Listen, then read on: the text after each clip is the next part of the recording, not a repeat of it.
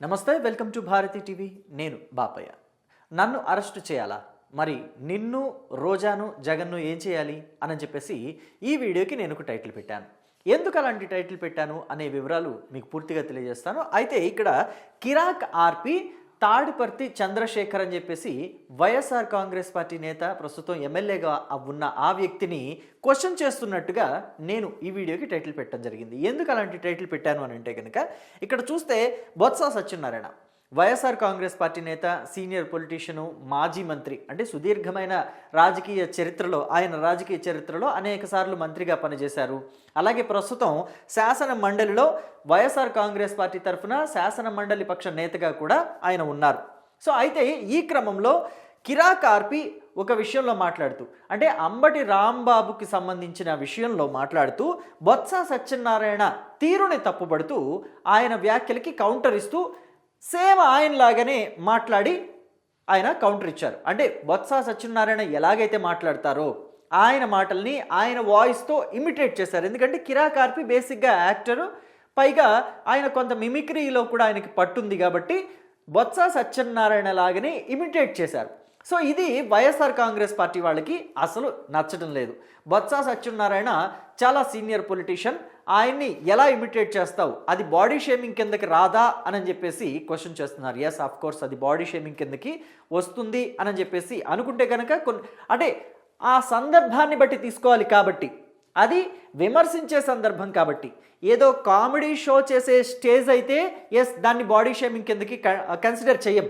కానీ అది comedy show చేసే స్టేజ్ కాదు, పొలిటికల్ విమర్శలు చేసే స్టేజ్ కాబట్టి అది బాడీ షేమింగ్ కిందకి వస్తుందనే మనం కౌంట్ తీసుకోవాలి.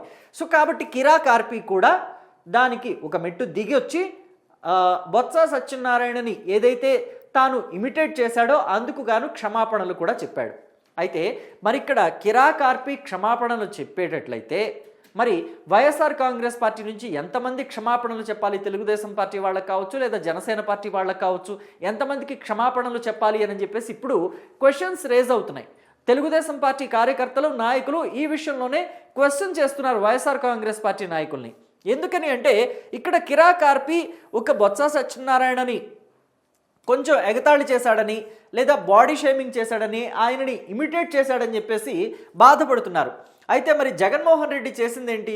పవన్ కళ్యాణ్ ఊగిపోతూ మాట్లాడతాడని చెప్పేసి ఆయనని ఎద్దేవా చేశారు ఒకానొక సందర్భంలో.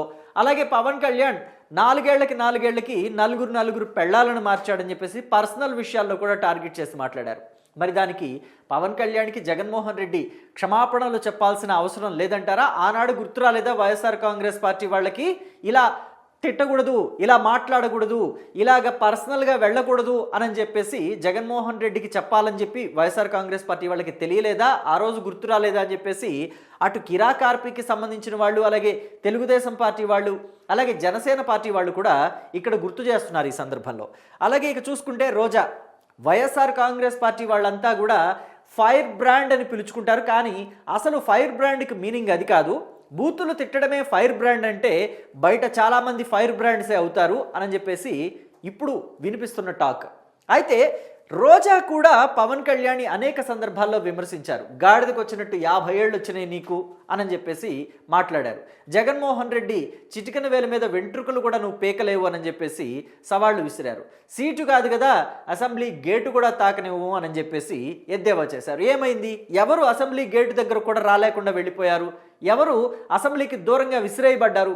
ఇవన్నీ మాట్లాడుకోవచ్చు. కానీ గాడిదకు వచ్చినట్టు 50 ఏళ్ళు వచ్చినాయి అని చెప్పేసి పవన్ కళ్యాణ్ని మాట్లాడడం ఎంతవరకు సమంజసం?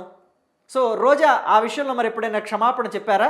రోజాని నువ్వు క్షమాపణ చెప్పు రోజా అని చెప్పేసి ఇప్పుడు మాట్లాడుతున్న తాటిపత్రి చంద్రశేఖర్ ఏమైనా రోజాకి సలహా ఇచ్చే ప్రయత్నం చేయగలడా? అసలు రోజారెడ్డి లాంటి సీనియర్ పొలిటీషియన్, పైగా అంటే సీనియర్ పొలిటీషియన్ అంటే ఆవిడేదో ఒక 50 ఏళ్ల నుంచి రాజకీయాల్లో ఉందని కాదు. వైఎస్ఆర్ కాంగ్రెస్ పార్టీలో ఆవిడ ఆడిందే ఆట, ఆవిడ పాడిందే పాట కాబట్టి అక్కడ సీనియర్. వెనకొచ్చిన కొమ్ములే వాడి అంటారు కదా, ముందొచ్చిన చెవుల కన్నా. సో కాబట్టి పాలిటిక్స్లో ఎప్పటి నుంచో ఉన్నప్పటికీ కూడా రోజా లాంటి వాళ్ళు వెనకాలే, అంటే పాలిటిక్స్కి చాలా ఆలస్యంగా అడుగు పెట్టినప్పటికీ కూడా ఆవిడకి వైఎస్ఆర్ కాంగ్రెస్ పార్టీలో ఆ ఇంపార్టెన్స్ ఉంటుంది, అది వేరే విషయం అనుకోండి. సో ఇక రోజా కేవలం పవన్ కళ్యాణ్ని మాత్రమే కాదు, ఆ అచ్చెన్నాయుడిని కూడా అసెంబ్లీ వేదికగా అచ్చెన్నాయుడిని ఒకానొక సందర్భంలో బాడీ షేమింగ్ చేశారు. ఉల్లిపాయల ధరలు రేట్లు ఎక్కువ ఉన్నాయని చెప్పి నిరసన తెలియజేయడానికి అచ్చెన్నాయుడు ఒక పెద్ద సైజు ఉల్లిపాయను తీసుకొస్తే, అధ్యక్ష అచ్చెన్నాయుడు ఎక్కడి నుంచి తెచ్చాడో కానీ ఉల్లిపాయ ఆయన సైజుకు తగ్గట్టుంది, ఇంత పెద్ద ఉల్లిపాయ తెచ్చాడు అధ్యక్ష అని చెప్పేసి మాట్లాడారు రోజా. మరి ఆవిడ ఎందుకని అచ్చెన్నాయుడుని బాడీ షేమింగ్ చేయాలి? మాట్లాడాలంటే సబ్జెక్ట్ మీద మాట్లాడొచ్చు. తెలుగుదేశం పార్టీ హయాంలో ఉల్లి ధరలు పెరగలేదా, అప్పుడు ఏం చేశారు వీళ్ళు, గాడిదలు కాశారు అని చెప్పేసి ఆవిడ స్టైల్లో ఆవిడ మాట్లాడవచ్చు. ఎందుకని ప్రభుత్వాన్ని విమర్శించడమే పనిగా పెట్టుకున్నారు అని చెప్పేసి ఆవిడ స్టైల్లో ఆవిడ అనొచ్చు. కానీ ఎందుకు బాడీ షేమింగ్ చేయాలి? ఆనాడు మరి అచ్చెన్నాయుడికి క్షమాపణ చెప్పాల్సిందే అని చెప్పేసి ఈ తాటిపత్రి చంద్రశేఖర్ ఎందుకని అడగలేదు ఆ రోజు రోజాని? సో అలాగే బాలకృష్ణ, నందమూరి బాలకృష్ణతో కలిసి దాదాపు ఒక 1/2 డజన్ పైన సినిమాలు చేస్తుంటుంది రోజా. కానీ నందమూరి బాలకృష్ణనే ఒకానొక సందర్భంలో విగ్గెగిరిపోతుంది బాలకృష్ణకి. వైసీపీతో పెట్టుకుంటే ఫ్యాను గాలి దెబ్బకి బాలకృష్ణ విగ్గెగిరిపోద్ది అని చెప్పేసి మాట్లాడింది. అది బాడీ షేమింగ్ కాదా? బాలకృష్ణని అసెంబ్లీ లాబీలోనే వైఎస్ఆర్ కాంగ్రెస్ పార్టీ వాళ్ళు, ఆ పార్టీ ఎమ్మెల్యేలంతా కూర్చుంటారు కదా 2014 నుంచి 2019 మధ్యలో, ఆ రోజుల్లోనే రోజా వైసీపీ నేతలందరితో కలిసి కూర్చొని బాలకృష్ణ అలా మాట్లాడతాడు ఇలా మాట్లాడతాడని చెప్పేసి, ఆ రోజుల్లో నాన్నగారు అని చెప్పేసి ఆయన ఎలాగైతే అంటారో అలాగే ఇమిటేట్ చేసి అవమానించింది కదా రోజా. మరి ఎందుకని ఆవిడ క్షమాపణలు చెప్పలేదు? ఆవిడ్ని క్షమాపణలు చెప్పమని ఈ తాటిపత్రి చంద్రశేఖర్ ఎందుకు అడగలేదు అని చెప్పేసి బాలయ్య బాబు అభిమానులు కూడా అడుగుతున్నారు. మరి రోజా ఏం సమాధానం చెప్తుందో, లేకపోతే తాటిపత్రి చంద్రశేఖర్ ఏం సమాధానం చెప్తారో చూడాలి. అలాగే ఇక్కడ చూసుకుంటే గనక తెలుగుదేశం పార్టీకి సంబంధించిన చేబ్రోలు కిరణ్ అని చెప్పేసి ఒక వ్యక్తి వైఎస్ భారతీరెడ్డికి సంబంధించి కొన్ని అనుచిత వ్యాఖ్యలు చేశారు. అనుచిత వ్యాఖ్యలు అనడం కన్నా నీచమైన వ్యాఖ్యలు అని చెప్పాలి. సో అలాంటి వ్యాఖ్యలు చేసినందుకు గాను వెంటనే క్షమాపణలు కూడా చెప్పాడు తేరుకొని. ఆ తర్వాత అతడికి కఠినంగా శిక్ష కూడా పడింది, జైలుకు పంపించారు. జైలుకు పంపించారు. పైగా అతని నెత్తి మీద ఆ రోజు డస్ట్బిన్ కవర్ కూడా కప్పారు, నల్లటి డస్ట్బిన్ కవర్. కళ్ళు మాత్రం అతనికి కనిపించేలాగా బొక్కలు పెట్టి ఆ డస్ట్బిన్ కవర్ అతడి తలకి తొడిగారు. సో అంత కఠినంగా వ్యవహరించిందే తెలుగుదేశం పార్టీ. మరి అసలు చంద్రబాబు నాయుడిని ఏ రేంజ్లో తిట్టాడు ఇతను? బొల్లిబాబు అని ఎంత రోతగా తిట్టాడు. మరి అతని మీద ఎప్పుడైనా చర్యలు తీసుకుందా వైఎస్ఆర్ కాంగ్రెస్ పార్టీ? లోకేష్ని పప్పు అని ఎంత హేళనగా మాట్లాడేవాడు అనేక సందర్భాల్లో. కేవలం లోకేష్ని, పవన్ కళ్యాణ్ని, చంద్రబాబు నాయుడిని మాత్రమే కాదు తిట్టింది ఈ పంచ ప్రభాకర్ అనే వ్యక్తి. అసలు జగన్మోహన్ రెడ్డితో పాటుగా వైఎస్ విజయలక్ష్మి రక్తాన్ని పంచుకుని పుట్టి ఆ తల్లిపాలు తాగి పెరిగిన షర్మిలని కూడా నానా రకాలుగా బూతులు మాట్లాడాడు. మొన్న ఈ మధ్య కూడా చంద్రబాబుది డాష్ డాష్ నువ్వు అంత రుచిగా ఉందా, బాగా డాష్ డాష్ నువ్వు అని చెప్పేసి చండాలమైన మాటలు మాట్లాడాడు పంచ ప్రభాకర్. మరి పంచ ప్రభాకర్కి చెప్పాలని తాటిపత్రి చంద్రశేఖర్కి అనిపించలేదా అని చెప్పేసి ఇప్పుడు కాంగ్రెస్ పార్టీ వాళ్ళు కూడా అడుగుతున్నారు తాటిపత్రి చంద్రశేఖర్ని. మరి తాటిపత్రి చంద్రశేఖర్ ఈ విషయంలో ఎలాంటి సమాధానం చెప్తారో చూడాలి. అలాగే వంగలపూడి అనితని, చంద్రబాబు నాయుడిని ఎన్ని రకాలుగా దూషించారు వైఎస్ఆర్ కాంగ్రెస్ పార్టీ వాళ్ళు. ఇక సీనియర్ పొలిటీషియన్గా అలాగే జగన్మోహన్ రెడ్డితో పాటు ఆయన కేసుల్లో కూడా భాగాన్ని పంచుకున్న విజయసాయిరెడ్డి, వేణుంబాక విజయసాయిరెడ్డి ఎలాంటి గబ్బు మాటలు మాట్లాడారు అనేది కూడా మీకు ఇక్కడ చూపించడానికే ఈ ట్విట్టర్లో నుంచి ఈ పోస్ట్ తీశాను. గబ్బురాజా జగన్ గారి దయతో పార్లమెంటు మెట్లెక్కి బొల్లిబాబు బూట్లు నాకుతూ రోజు ఒంటికి పసుపు పూసుకుంటే ముత్తైదువు అవుతావేమో కానీ నాయకుడైపోవు. పేపాల కొద్దీ తాగి విగ్గు సర్దుకుంటూ ఇంకో ఏడాది గడుపు, ఆ తర్వాత పచ్చ ఛానళ్లు కూడా నిన్ను దేకవు అని చెప్పేసి ఇలాంటి కామెంట్లు పెట్టారు.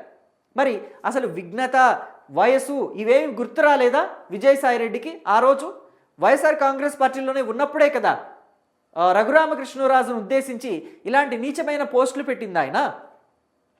రఘురామకృష్ణరాజును మాత్రమే తిట్టి వదిలేస్తే ఓకే, అక్కడ చంద్రబాబు నాయుడిని కూడా తిట్టారు కదా ఆ రోజు విజయసాయిరెడ్డి.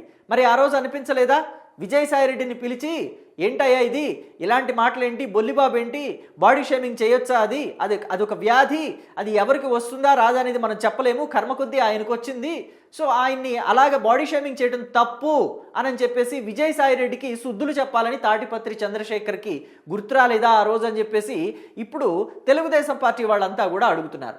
మరి తాటిపత్రి చంద్రశేఖర్ ఎలా రెస్పాండ్ అవుతారు దీని మీద అని చెప్పేసి అంతా వేచి చూడాలి. అయితే ఇప్పటికీ కిరాకార్పి మనం ఇందాక చెప్పుకున్నట్టుగా బొత్స సత్యనారాయణకి క్షమాపణలు చెప్పారు. మరి తాటిపత్రి చంద్రశేఖర్ తన అధినేత దగ్గర నుంచి, తన పార్టీలోని సీనియర్ నేతల దగ్గర నుంచి, మిగతా అంటే సోషల్ మీడియాలో కాలకేయుల్లాగా ప్రవర్తించే ఇలాంటి వాళ్ళ దగ్గర నుంచి అందరినీ క్షమాపణ చెప్పమని కోరతారా?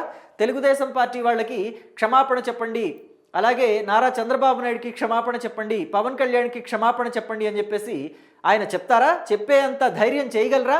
జగన్మోహన్ రెడ్డికి, రోజాకి, అలాగే అనిల్ కుమార్ యాదవ్ కూడా ఒకప్పుడు పవన్ కళ్యాణ్ని ఎంత దారుణంగా ఇమిటేట్ చేశాడు.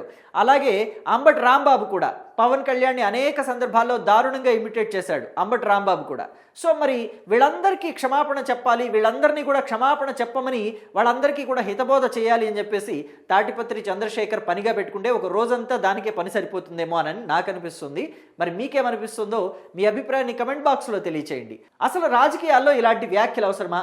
రోజా లాంటి వాళ్ళు కావచ్చు, లేదా కిరాకార్పి లాంటి వాళ్ళు కావచ్చు, లేదా పంచి ప్రభాకర్ లాంటి వాళ్ళు కావచ్చు, అనిల్ కుమార్ యాదవ్ లాంటి వాళ్ళు కావచ్చు, లేకపోతే అంబటి రాంబాబు లాంటి వాళ్ళు కావచ్చు, ఇలాంటి వాళ్ళందరూ వాళ్ళ నోటిని అదుపు చేసుకోవడం అవసరం అంటారా? అవసరం లేదంటారా? రాజకీయాలు రాజకీయాల్లాగా జరగాలి కానీ పర్సనల్ అటాక్స్కి ఎందుకు వెళుతున్నాయి? అసలు వీటికి దారి తీసింది ఎవరు? వీటికి ఒక మార్గం ఏర్పాటు చేసింది ఎవరు? మార్గాన్ని అంటే దీనికి బాటలు వేసింది ఎవరు అని చెప్పేసి మీరు అనుకుంటున్నారో మీ అభిప్రాయాన్ని కమెంట్ బాక్స్లో తెలియచేయండి. Thank you.